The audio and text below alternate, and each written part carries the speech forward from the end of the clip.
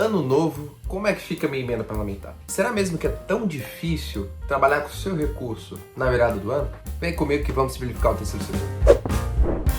Olá a todos e todas e todos, sejam muito bem-vindos ao Empreendedor Público. Faz um tempo que eu não gravo algum vídeo para vocês, eu não trago um conteúdo para vocês, e dessa vez a gente está trazendo em um novo ambiente, a gente está trazendo com um novo contexto político, econômico e principalmente de políticas sociais, né? E para isso a gente precisa conversar um pouquinho mais tranquilo, mais suave, a gente precisa trazer mais informações para vocês entenderem toda a realidade que se estende hoje, como isso afeta o seu eventual projeto. Então, para isso a gente separou esse videozinho para a gente conversar sobre a virada do ano.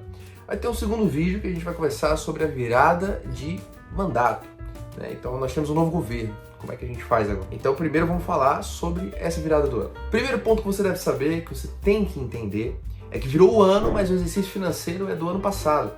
Com a virada do ano, a gente tem uma troca de mandato, a gente tem uma série de coisas que acontecem, que isso é papo para outro vídeo, mas ainda assim a gente tem um exercício financeiro que foi aprovado no ano passado.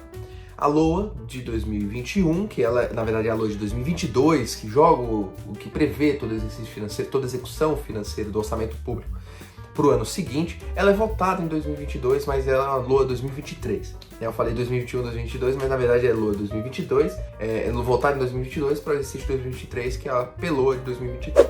Esse mecanismo, ele ainda traz, inclusive, toda a previsão do ano passado.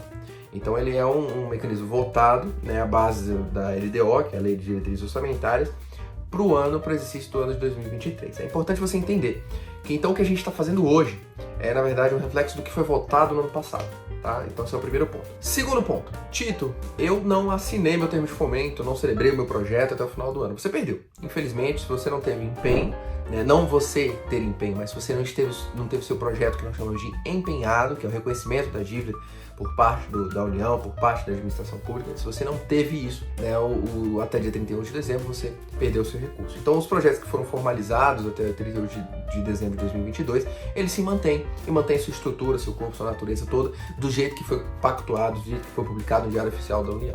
Tá? Então, você pode ter percebido, se você é um daqueles que chegou no final ali, estava na reta final, estava hiper acelerado o processo, exatamente por conta disso, por conta da virada do ano, sobretudo na virada do governo. Então a conclusão disso é que, na verdade, 2023 é o orçamento dos parlamentares de 2022, que eles estavam em exercício. Então, aquele parlamentar que perdeu a eleição, que já estava com um compromisso com você, não te destinou o recurso, ele pode estar te passando para trás, porque, na verdade, ele poderia ainda ter te passado esse recurso no seu exercício em 2022 para ser executado em 2023. Botei o óculos aqui, pessoal, para conseguir ficar lendo o script, tá? Porque como eu estou olhando ali no computador, fica melhor para eu dar uma olhada com o óculos. Como funciona no caso dos novos parlamentares de 2020 que iniciam seu mandato em 2023? Eles só começam, teoricamente, a indicar recursos em 2023 para execução em 2024. Então, ele é o seu foco esse ano para ser executado no ano que vem. Mas os recursos que foram destinados em 2022, tá? Eles são do exercício passado. Se ele for reeleito, então ele estende o seu mandato, ele estende o seu recurso, eles têm de toda a sua estratégia de mandato, mas o recurso de 2023 ele é majoritariamente daqueles parlamentares que estavam ainda em exercício em 2022. Então, em 2023 a gente tem novos parlamentares, mas que eles vão utilizar o seu recurso em 2024. Pode ser em caráter excepcional que haja um recurso suplementar, haja uma votação de aditivo orçamentário. Isso acontece geralmente com aqueles parlamentares que são da base.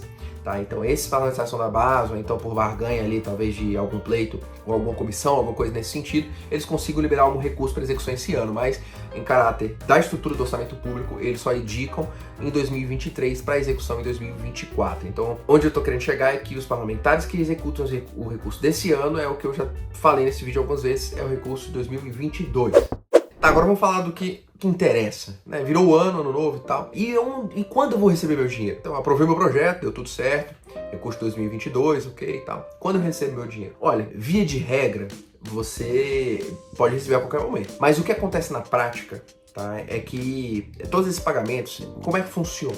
Tá? Eu vou depois fazer um vídeo esmiuçando um pouco mais. A gente fez um vídeo, inclusive, falando sobre o fluxo da emenda parlamentar, mas as estruturas vão se adaptando, vão se adequando, então a gente precisa atualizar esse conteúdo e passar para vocês com mais precisão das etapas de todo o processo. Mas o que precisa entender? Todo recurso ele é aprovado pelo Executivo, tá? Então, os parlamentares, eles têm, por questões constitucionais, eles podem atuar junto a você, junto à sociedade civil organizada, algum tipo de orçamento que seja complementar ao orçamento público, tá? Então eles têm uma parcela ali que eles podem sugerir e que eles são, nós chamamos de emendas impositivas, são recursos que você utiliza para celebrar um termo de fomento, por exemplo. Só que esses recursos, eles devem ser desembolsados, pagos pelo Executivo. Por isso que o seu projeto passa pelo crivo de um concedente, que é um ministério, que é uma secretaria. Ele tem que passar pela análise técnica desse órgão, porque é o Executivo que é responsável pela execução daquele recurso. Claro que o Legislativo tem, em absoluta atribuição, ele tem o monitoramento, o policiamento, de certa forma, desse recurso, Ele pode trabalhar também em caráter investigativo em relação à utilização e integridade desse recurso público, mas quem aprova e quem paga o seu recurso é o Executivo. Por que eu estou dizendo isso? Porque geralmente quando virou o ano, existe um novo processo a ser seguido. Quando é de 2 em 2 anos, quando é uma votação da presidência da Câmara ou da presidência do Senado, nós temos um outro contratempo, que é o contratempo exatamente para além do que o convencional, que é o recesso das casas, Então nós temos um recesso de uma pancada de coisas, isso interfere inclusive nos repasses, Mas esse ano, excepcionalmente, além da troca do governo, nós temos também, como de 2 em 2 anos, nós temos a troca dos presidentes da Casa, do Senado e da Câmara, que eles não podem ser reeleitos, mas aí às vezes por aval do Supremo, por questão dele já estar fora do mandato quando ele for se candidatar, ele pode acabar se reelegendo. Então nós temos ainda a votação do presidente da Câmara e do Senado, e essas emendas que não foram pagas, elas são utilizadas como peça, como instrumento para barganha, para negociatas, e isso interfere muito nessas pautas de pagamento, tá? Então, minha melhor estimativa, e isso é totalmente empírico, é o que já aconteceu, é o que eu tô te falando, na verdade, porque vem de outras situações, é você receber depois do Carnaval. Além do início de fevereiro culminar na votação da Câmara, que é a volta do recesso, e aí sim é a votação do presidente da Câmara e do Senado, você tem, por consequência ali, o Carnaval, que mobiliza muito recurso, mobiliza muita atenção da administração pública, É um mega evento em várias regiões do Brasil, e que exatamente é um fator turístico enorme para o país, então é onde está ali o foco, onde está a atenção, principalmente pós-pandemia. Então é o que eu te digo, meu melhor palpite é que você receba depois do Carnaval, e ainda assim você conta com a prioridade dentro do gabinete que te destinou o recurso. Então o que você tem que fazer? Trabalhar sempre com o gabinete ali para ele manter a prioridade para o seu recurso, sempre destacando, evidenciando tudo que você precisa. Por que você precisa daquele dinheiro? Quantas pessoas vão receber no trabalho? Quantas pessoas vão ser atendidas? Então você tem que sempre apelar ali, ser mais apelativo, até porque é obrigação do parlamentar ter esse apelo social, uma vez que ele é representante da sociedade. Então isso é muito importante. Você receber depois do Carnaval é melhor do que você não receber nunca, Eu já tive casos de projetos de oposição que recebem em questão de quase um ano depois. Isso que nós chamamos de resta a pagar é bem complicado, isso é papo para outro vídeo também. Então é isso, virou o ano, vamos fazer um resumo aqui geral. Virou o ano, você tem algumas situações, uma delas, a primeira de todas é o recesso parlamentar, então isso reflete totalmente, não só o parlamentar, mas o recesso executivo também, reflete totalmente no fluxo de pagamento. Tá? Então, até a engrenagem voltar ali, você tem talvez meados ali de fevereiro. Tá? Pode ser que ocorra alguns pagamentos ali quando é um caráter muito intenso por parte de um gabinete específico, mas isso é uma questão dele tratar com o executivo. Então, sempre é o executivo que paga. Sempre é o presidente, o governador, o prefeito, ele que paga. Tá? Então, é importante que você esteja totalmente alinhado, que o seu gabinete esteja totalmente alinhado com o executivo para que ele faça esses desembolsos conforme as suas listas de prioridade. Tá? Segundo ponto, nós temos eleições da Câmara e do Senado, então isso interfere totalmente nos desembolsos, porque isso é utilizado como peça de negociações para preservar ali, os interesses políticos de ambos os candidatos das duas casas. Tá? E nós temos o terceiro ponto, que é o papo do próximo vídeo aqui, que é a troca de governo. Tá? Isso é muito importante, a gente precisa conversar sobre isso. Então, se você gostou desse vídeo, clique em gostei, deixe seu comentário para trazer mais vídeos. Eu sei que eu pego, porque é muita coisa aqui no projeto que a gente trabalha, então acaba que isso interfere muito no fluxo da produção de vídeos.